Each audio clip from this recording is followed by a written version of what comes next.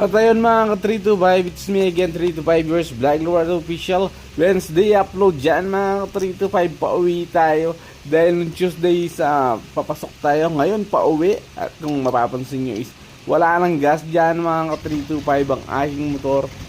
Konti na lang. So mamaya niyan yung next upload ko is meron ng gas dahil nagpa-refill na tayo mga ka-325.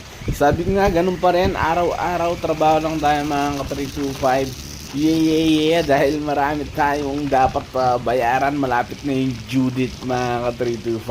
Yeah. Pero kahit malapit na yung due date mga ka-325 is siyempre magbabahagi pa rin tayo ng mga blessing.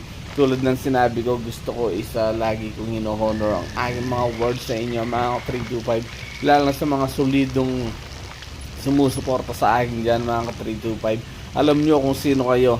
Tinatanong nyo pa kung mag-upload ba ako, ba't wala akong upload. So yun pa rin mga 325, maraming salamat. Para sa inyo is tutuloy natin ang laban sa ating pagbablog mga 325. Walang susuko, at the same time is magtatrabaho tayo dahil working vlogger tayo. Nag-i-inspire tayo ng mga taong masisipag dyan mga 325 na sana is araw-araw is kilos para sa ating mga pangarap. Sabi ko nga mga 325, lagi ka lang magtiwala sa iyong sarili at kakayahan at determinasyon ng 325. Nabubulol pa ako. Mag-focus ka lang sa goal mo dahil lahat tayo ay iba-iba yung goal natin mga 325. Enjoy lang natin ang buhay mga 325. Yeah, sabi ko nga is once na kinilusan mo yan is makakamit mo yan mga 325. Ganun lang yun dahil lahat ng pangarap natin is hindi natin nakukuha sa mabilisan.